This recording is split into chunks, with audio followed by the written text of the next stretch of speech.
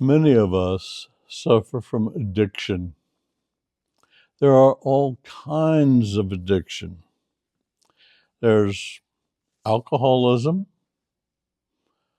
there's drug addiction to I don't know how many different kinds of drugs. There's food addiction. Some people just can't stop overeating. There's addiction to pornography. That's a new one, new in terms of time. Um, but there are all kinds of addictions. Some are harder to break than others. Some, without a miracle, can't be broken. Um, Christians have a particularly hard time about this problem of addiction.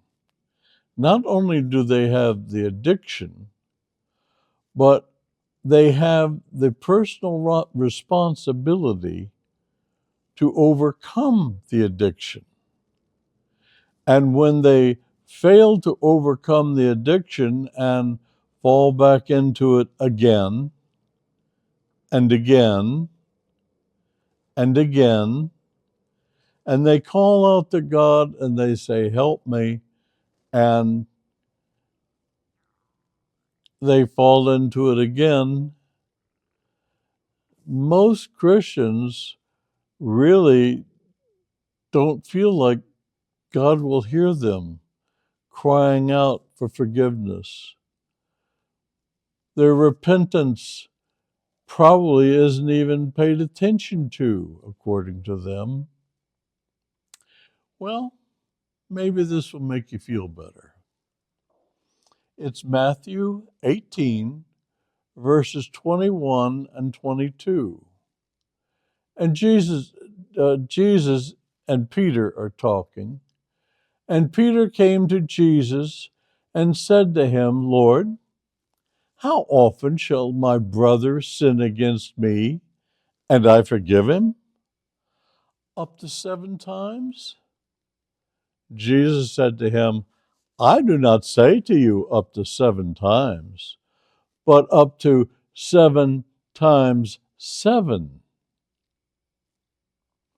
Well, that's a big number.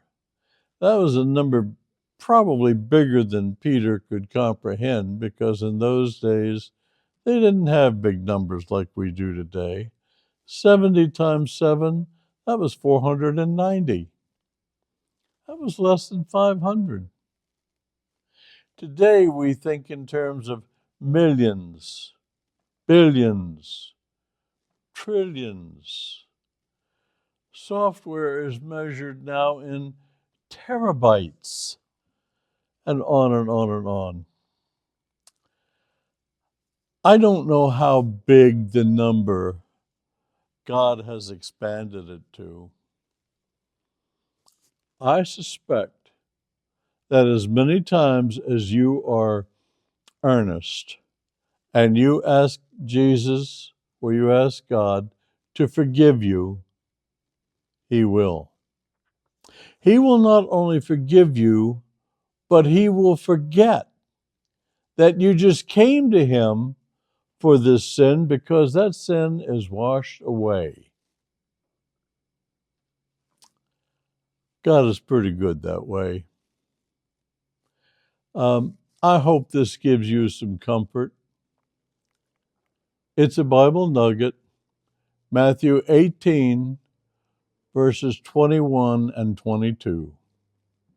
I hope that you'll meditate on this, and thank you for listening.